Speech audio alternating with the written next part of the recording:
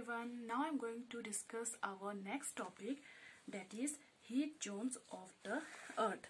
There are three heat zones of the earth: torrid zone, Tropic of Cancer and Tropic of Capricorn receive maximum heat as the midday sun is exactly overhead at least once a year.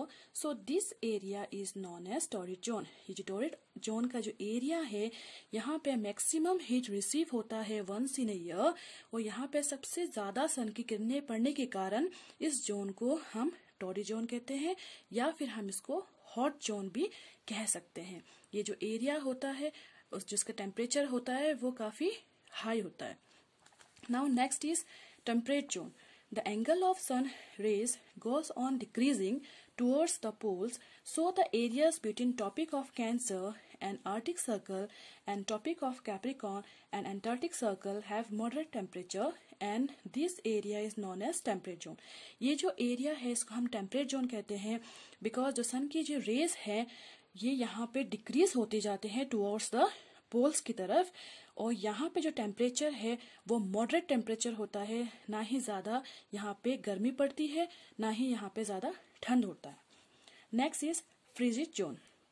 Areas lying between the Arctic circle and north pole in Northern Hemisphere and Antarctic Circle and South Pole are very cold because sun rays are always slanting and provide less heat.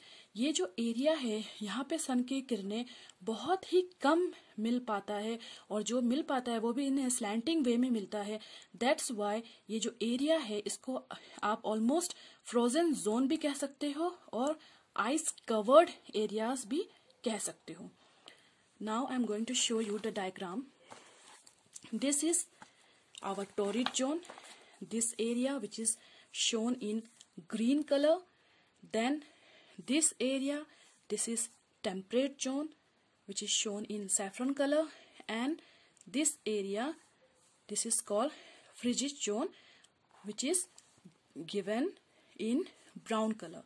So ये जो area है northern और southern hemisphere के तरफ, ये जो सारे areas है ये थ्री हीट जोन्स हैं अर्थ के. Now we will discuss about longitude. There are the vertical lines which runs from the north pole to the south pole and it is called meridians of longitude. ये जो north pole से south pole की तरफ ये जो lines जा रही है, these all lines are called meridians of longitudes. ये verticals lines होते हैं. जैसे कि आपने parallels of latitude में देखा था, वो parallel line होते हैं जो कि horizontal होते हैं and वो west से east की तरफ जाते हैं. लेकिन यहाँ पे आप देखोगे ये north से south pole की तरफ ये रन होते हैं. हमारे मेरिडियंस ऑफ लॉन्जिट्यूड में एक इम्पोर्टेंट लाइन है that is called prime meridian. ये जो प्राइम मेरिडियन है ये 0 डिग्री पे लोकेट होता है और ये हमारे स्फीयर को मींस अर्थ को दो हिस्सों में ये डिवाइड करता है. ये है वेस्टर्न हेमिस्फीयर एंड इस साइड को आप कहते हैं eastern hemisphere. Now standard time. Standard time हम क्यों लेते हैं?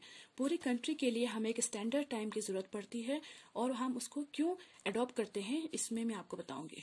For example, it will be difficult to prepare a time table for a train which cross several longitude. अगर हम टाइम टेबल प्रिपेयर करते हैं किसी भी ट्रेन के लिए तो वो हमारे लिए एक प्रॉब्लम क्रिएट कर सकते हैं बिकॉज जो ट्रेन है वो बहुत सारे लॉन्जिट्यूड को कवर करते हुए आगे बढ़ती है. सो अगर हम इंडिया की बात करते हैं, यहाँ के टाइम डिफरेंस की बात करते हैं, तो यहाँ पे आप देखेंगे कि 1 hour 45 minutes का टाइम डिफरेंस है द्वारका इन गुजरात में एंड डिब्रूगढ़ इन आसाम में. So it is necessary to adopt the local time for the country.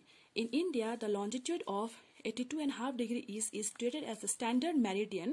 The local time at this meridian is taken as standard time for the whole country, which is known as Indian Standard Time. तो हम क्या करते हैं, हम 82.5 degree east को हम standard meridian के रूप में लेते हैं, जिसका जो टाइम होता है वो हम पूरी कंट्री के लिए यूज करते हैं. That is called Indian standard time. So dear student, जब हम किसी फॉरेन कंट्रीज की बात करते हैं और वहाँ के टाइम डिफरेंस के बारे में बात करते हैं in comparison to our country, तो उसमें क्या होता है मैं आपको बताना चाहूँगी. सो take an example. A day and night cricket match between India and England had started at 2 p.m. in London. This means that the match would begin at 7:30 p.m. in India and finish well into the night.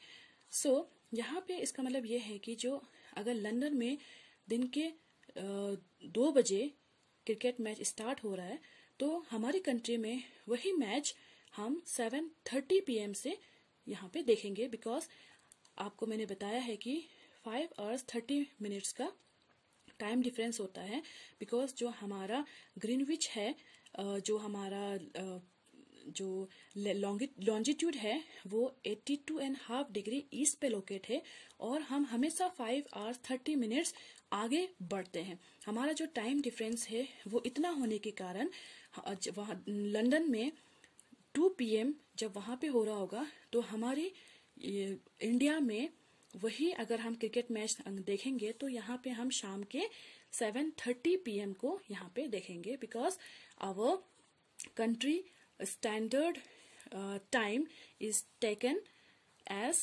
82.5 degree east.